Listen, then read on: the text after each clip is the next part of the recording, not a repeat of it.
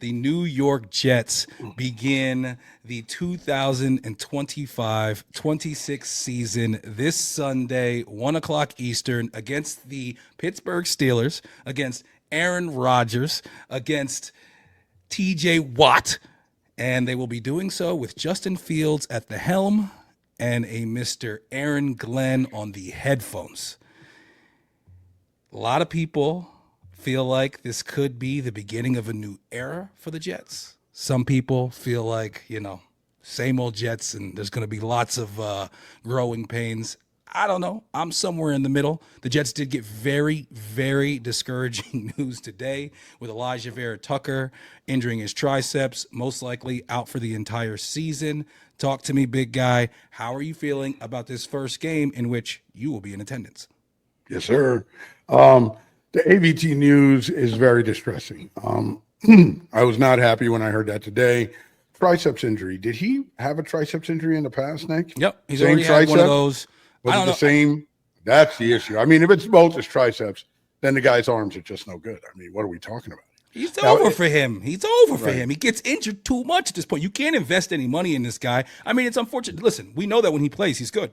He had a great year at tackle 1 year, let alone playing the guard. And he is named a team captain, so clearly these guys respect him.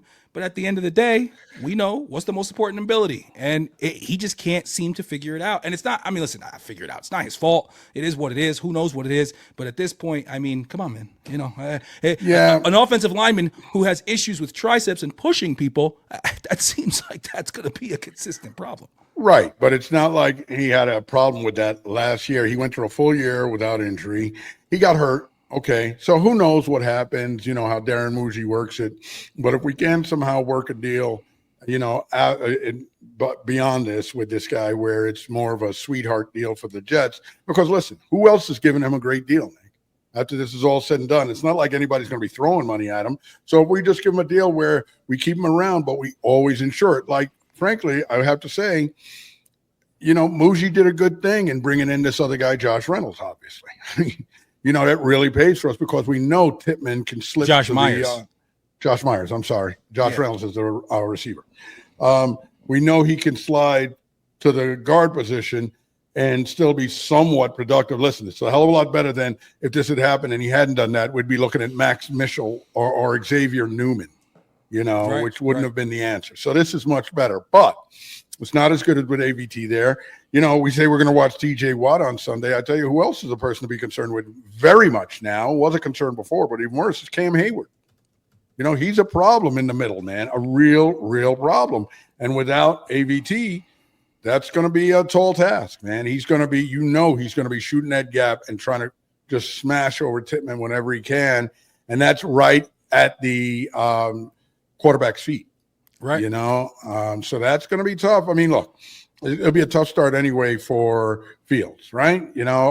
We need the running game to be robust, all that, but again, you're running into trouble with the running game with no AVT. So I'm not sure what's going to happen. I remain hopeful. I remain positive. I believe in my man Aaron Glenn, but at the end of the day, the Steelers are a tough outfit. I do think if we can get to Aaron Rodgers, get him off his spot, Nick. Got to get him off his spot. Got to get him moving. If we get him moving, we can cause some problems. Sauce is going to travel with Metcalf. I think I'm looking at my man Will McDonald to do big things on Sunday.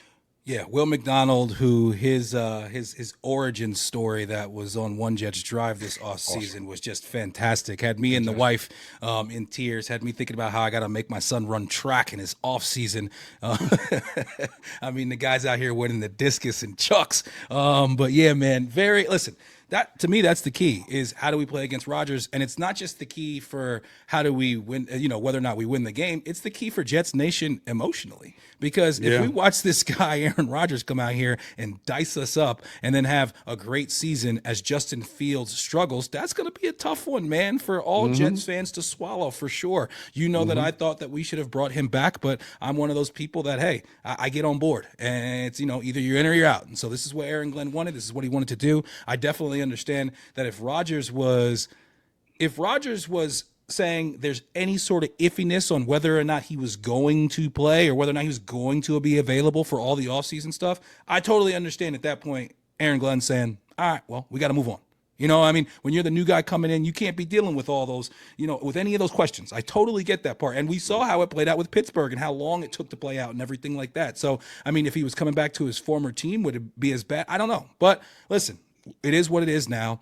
We have Justin Fields. We know Justin Fields is the second most dynamic running quarterback in the game over the last few years after Lamar Jackson. And we also know that we have a very strong two-headed monster at running back in Breece Hall and Braylon Allen. Now, the strength was supposed to be the offensive line. You go out, you draft Membu, you spent draft capital on Fashanu, and you spent draft capital on Vera Tucker here recently, on Tippmann, all this. Now, Vera Tucker goes out, but like you said, Muji did give us a contingency plan by having Josh Myers there. You know, you still got the Carter Warrens of the world that are out there to be able to step in if somebody does go down, and we know there's going to be injuries that happen. It's just about how we deal with it. Now, the big thing for me is, can Justin Fields make those few plays down the field, specifically to a guy like Garrett Wilson, who, I mean, if you look at the Jets roster at wide receiver, you know, doesn't look great. You got Garrett Wilson, who, in my opinion, is a top 10 guy. Then after that, I mean, we're talking about Josh Reynolds, Alan Lazard, you know, some Arian Smith, some Xavier Gibson, Irvin Charles coming off the bench.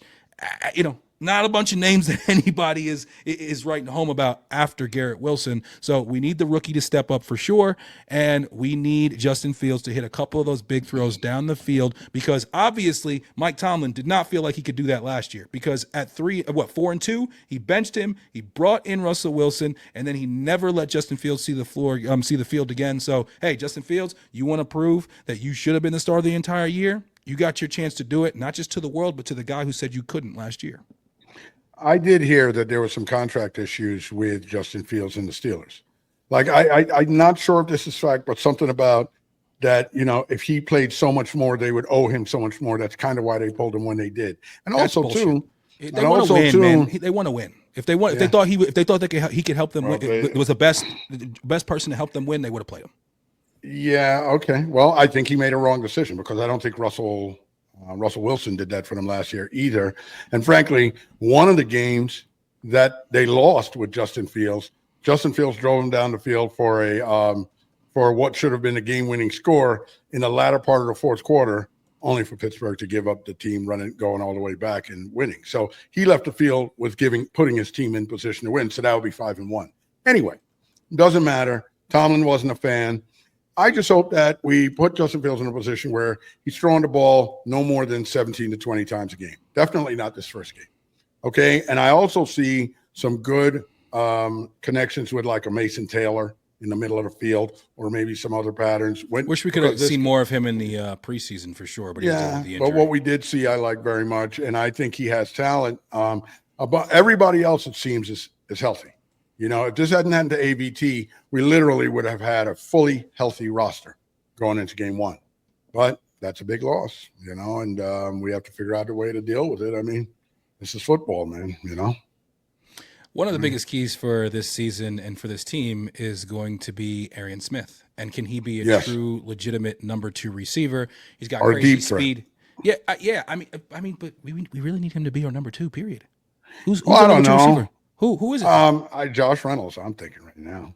Okay. Is that guy. I think Arian Smith has the potential to be a number 2. I don't think Josh Reynolds is a legitimate number 2 in the NFL. Arian Smith obviously is a speedster. He had issues with his hands in college at Georgia, but they say since he's been in camp and, you know, all throughout the preseason that he's been catching everything. So hopefully that was an issue that he's now overcome. And if that's the case with his speed, I mean, you know, if it wasn't for the hands issue, a lot of people say that he would have been a much higher pick. So hopefully that's the case. But, you know, that makes me very nervous. You know, that second receiver, it's something that we've been, you know, trying to find for so long. And, you know, Alan Lazard, I'm sorry, but he's not the guy. He's going to get you one stupid penalty and one huge drop per game. One of the best things about Alan Lazard is his blocking as a receiver. And I'm hoping that whoever is playing that number 2 receiver, I mean, listen, Garrett Wilson's not a great blocker, but, you know, no long runs happen in the NFL if your receivers aren't blocking. So we need these guys to step up and do their thing if we want to really have a good running attack. Yeah, hopefully he can be a good blocking receiver. I think whenever we talk about a receiver and you say one of the best things about him is his blocking, I think that No, says a lot about him as a that's with receiver. Alan Lazard, but there are good receivers who are good blockers too. Sure, but it's So but it's that's third what or we fourth need. down the list. It's third or fourth down the list about what we talk about when we talk about the good receivers and their ability to block. We talk about some of the other things that I need my receiver to catch and run the ball. Catch the ball and run the ball and score the ball. I need him to do that. Not if you're a running team, Nick. You need that blocking. That's very important for your running game. Okay, well, I'll trade the receiver who's a good blocker for the receiver who's a good wide receiver. I don't think both things have to be exclusive of one another. You can be a good receiver and still be a good blocker. Sure, you can. I just want somebody who can do both. It's good. Lazard can't do both. He can do one. Right. He's not the good of a receiver. That's the issue. Lazard's not and a great number two. Hopefully, listen, we're going to be passing the ball out of the backfield, passing the ball to Brees out of the backfield a ton. Braylon Allen, obviously, or Braylon, we're going to expect Braylon to be getting just quite a few of that short yardage, and just this blow to the offensive line, it kills me because that's supposed to be our strength, and it's like as we have seen before, sometimes just losing that one guy can really, really change the outlook of the entire offensive line, and especially like I said, this guy being a team captain and being supposed to be one of the anchors, and with two really young tackles too, we'll see how that goes. And then this, how have you felt about? I know you love Aaron Glenn. I know that you got the jersey with Coach on the back and the custom jersey. You got that shirt today. I mean, you look like you're about to play polo for the Jets. What do you got going on right there? What's up with that shirt? Yeah, we got a little Jets logo here. You know what I'm saying? With Noel underneath. Oh, you got your name on it? They sent it to me personally. They realize I'm their number one fan in Arizona, so they sent it to me.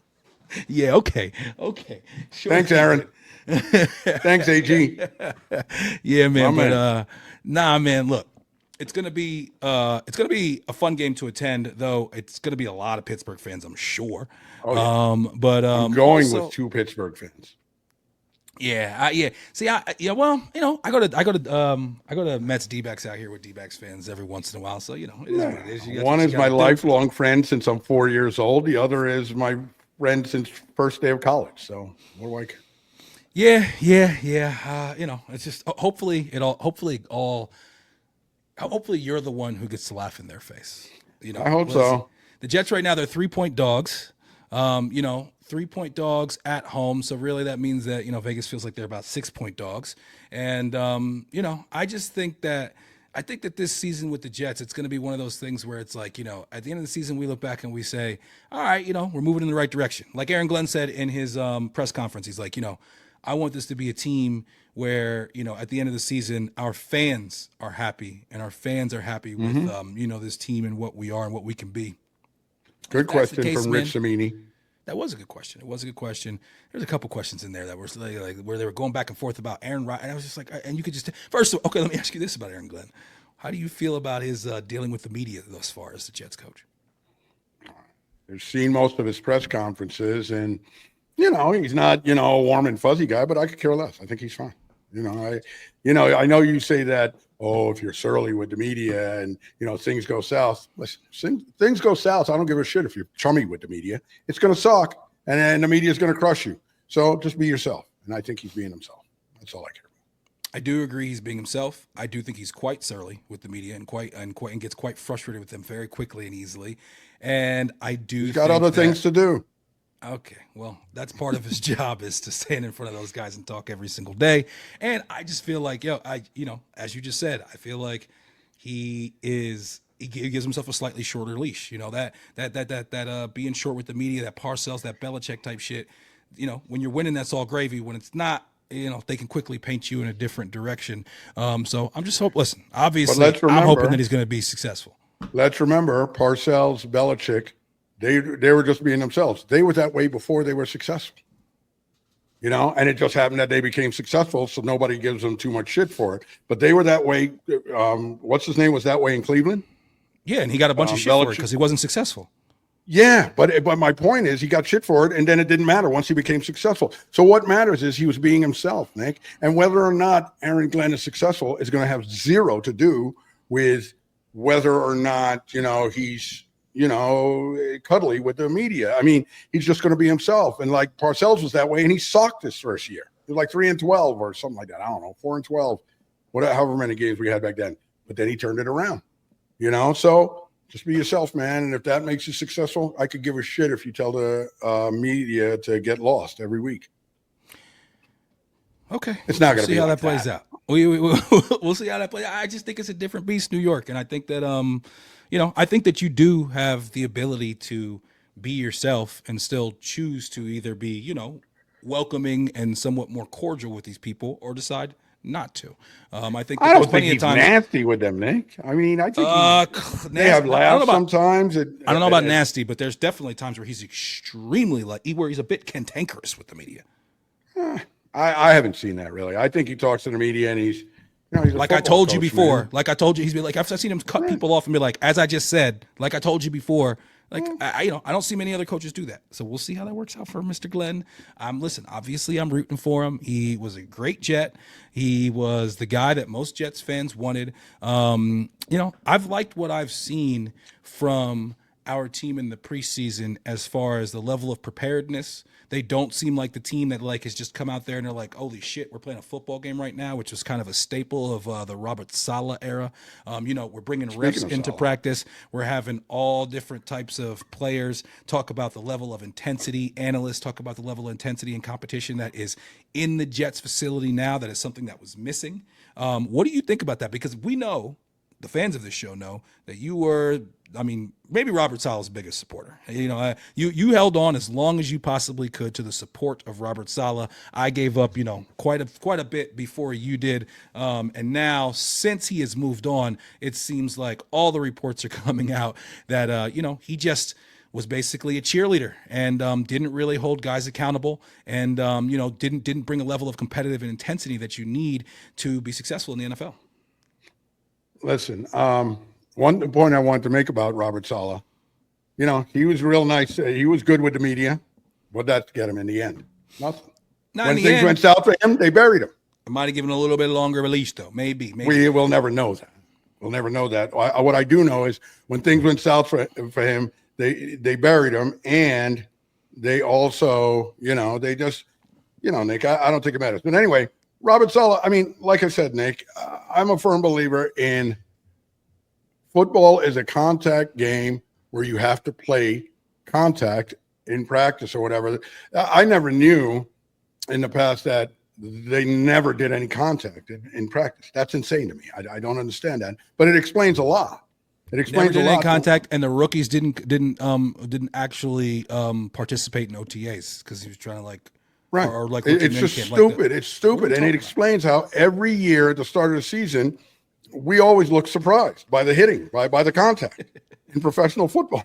It was ridiculous. And now I get it, and now I get it. Like I said, I saw the interview with Ray Mickens the other day where he said he went to a Detroit practice last year and it was so intense and he was hanging out with his man, Aaron Glenn. And then he came back here and he couldn't believe it that these guys were just, they called off a practice because of a light rain. It's just evidently Saleh was just, running too soft to camp. And yeah, man, that did not pay off for us in many different ways. And I think some fumbles will be, listen, man, if you're not practicing tackling, real tackling, and your running backs are not getting tackled or your receivers are not getting tackled, I don't know how they're supposed to be prepared for getting really tackled. By some, some guy who's running straight at him and mowing him over. Come on, man. It make sense. It doesn't make any sense. Or how are they prepared to actually tackle? And that's a thing that, obviously the Jets have struggled here recently, specifically Sauce. And Sauce is a guy who I am extremely excited to see play in a more aggressive style defense where we're not just always containing and sitting back in man. And, Sauce is forced to tackle. He's been called out to do so by all Jets fans, and even Aaron Glenn has spoken on it a little bit. He's shown some better tackling in the preseason. I saw Sauce make some plays, break up some plays where he was being physical, which is nothing like what I've seen from him so far in his career. And you add that with his supreme coverage skills and, his wild dimensions and ability for a corner. And it's going to be interesting to see all of that on display against the physical freak DK Metcalf this Sunday. Yeah, I mean that's going to be very interesting because he's going to be following him. But Nick, I think this season we're going to have some games that are going to be very distressing. There's no doubt about that. There's going to be a lot of bumps in the road, man. I think we're going to be better than 5.5 wins, but I don't think we're going to be 9, 10 wins. So we're going to have a decent amount of losses too, and they're going to be very annoying and very frustrating, and we're going to do stupid shit. I hope we're better at the end of the season, but I don't expect this to be. I'm not coming into this thinking that, listen, some people are talking like, could we make the playoffs? I don't think that's going to happen. If it did happen, would I be wildly and surprised and thrilled? Yes. I would not bet that. You'd have to give me real serious odds, like 10-1 for me to even think about it. So, I think the Jets are going to have a positive season. I think that Aaron Glenn's going to be a good coach for us going forward, and it is going to be a new era. Is it going to be a good era or a bad era? That I don't know. Yeah, so you're thinking we're going to finish around 8 and 9? Yeah, I think it's going to be. If we win 9 games, Nick, that's a huge uptick. Right. A 9-win season would be amazing. An 8-win season would be very, very good, Nick. Very good. I feel like talent-wise, though, because I feel like if we're basing it on last season and the come up, then yeah, I see the 8-9. I feel like talent-wise, this is a 9 or 10 wins the team, man. I mean, we just took the big hit with the O-line for sure, but I mean, right. If we can, it's all about the running game. If we can be a dominant run team, and if this defense can get elevated, because this defense last year took a step back, but the couple years before that, it's one of the top defenses in the NFL, and it's like, if we have a top 3 defense. If you got a top 3 defense, man, come on, man. You should win 10 games. But as we've learned, Nick, 1 year to next year doesn't really mean shit. I know, but we brought in a defensive guy. Different. Right? We brought in. He's supposed bring it. You don't bring it. You don't bring Aaron Glenn in for your defense not to take a tick up. No, and listen, you see, the other thing about it is, Nick, are we going to have more turnovers? Yes, because we're going to be much more aggressive. We're going to blitz more and all that. But you see, the Jets before were a kind of team that played that, umbrella type of thing where everything was happening in front of us. Are we possibly going to give up more plays over the top? Sauce possibly getting burned here or there. Yeah, that sort of thing's going to happen more, Nick, because we're not playing as, everything in front of us basket type shit where everybody's getting 20 and 30-yard receptions and just chunking us down the field. Like I said, we have to be aggressive and selective. I'll be interested to see what Steve Wilkes dials up because he is a very blitz crazy guy, which I think I'll enjoy, frankly. I didn't like the whole thing about just sitting back. And really, the other thing it comes down to, Nick, is how much pressure can we get on the quarterback with our 4 men up front? How much pressure can we get without blitzing? Yeah. So when we do blitz, it's extreme, but in most cases, we can act like we're going to blitz and drop out of it because, as we know, Aaron Rodgers is a very smart man. He may be able to diagnose some of those blitzes. And if he does, and you don't get home, you got a problem. So, and if you don't get home with Aaron Rodgers, you at minimum have to get him off the spot. Right. So that's what it's going to come down to, man. I think we can force him into a couple turnovers, a fumble or 2. Yeah, we got to get to him. I mean, we have to pressure him. If obviously, if he has time, that's going to be, he's going to dice this up, plain and simple. So yeah, we got to get to him. And you talk about getting pressure with 4. You got Will McDonald on one end, and then you have our guy Jermaine Johnson returning. They say that he's feeling good. He's ready to go. I know that he wasn't able to play too much in the preseason, but I mean, if he can come back and be 90% of what we expect him to be, he talks about all the time how he feels like he's as strong as he's been. So Will McDonald is the guy that everybody's looking to take the big jump. Everybody's thinking that Will McDonald is going to take the big jump right now. I'm hoping that he can. Obviously, we have Quinnen in the middle. We go out and get this guy Harrison Phillips. He's supposed to be a big-time run stopper, maybe the best tackle opposite Quinnen Williams that we've had. I don't know, since Quinnen's been here, maybe? Definitely. Best other defensive tackle. And even that guy that we got from Cleveland, Nick, guy Jawan, whatever his name is. Have you seen that guy? Have you seen pictures of that guy? Yep. Jawan Briggs, yeah. Dude, his arms are like everybody else's thighs. His arms are huge. And we need big thickums like that right in the middle. Can he get it done? So. As we know, winning the all photo shoot team doesn't mean anything. Yeah, no. He's Michael Clemens. He's not a muscle bound guy like a Vernon Golston. I know. But he's a big guy, and I'm hoping we needed some more fat bodies in the middle, and those were the guys. You know, we were missing those guys last year. I don't know why we thinned the herd on the thick guys in the middle last year, and it showed. It showed. Gashed up the middle all the time. Yep. No doubt. No doubt. And listen, Pittsburgh is going to want to run this ball. So we better be ready. You know, we better be ready. Just come on, Jets. Don't make me have to curse my friends all the way back to the hotel room on Sunday afternoon. Yeah, hopefully they make it interesting. I'm so good. The one thing that I am appreciative about when it comes to Aaron Rodgers and the fact that he waited so long to commit to Pittsburgh is that this game ends up being a Sunday 1:00 game, where if they would have known back then when they were making the schedule that it was Jets, Steelers, Fields, Rodgers, it would have absolutely been a primetime game. And I hate that. I just want to get my Jet game out of the way with a bunch of other games going on. I hate when I got to wait till Sunday night or till Monday. And, we've had a lot of that here recently with all the Aaron Rodgers hype, but it's going to be a very, very interesting season. You sound like you are taking the over on the wins when it comes to our Jets. Yes, I would bet Jets over. Yes. I do think they can win more than 5.5. I think they can win more than a 5.5. I'm gonna do a little bit of deep dive into some Justin Fields rushing, maybe some rushing touchdown, season-long prop bets, maybe get a little bit of Parleezy going with an over, and see if we can cook something up. But it's going to be an interesting season for sure.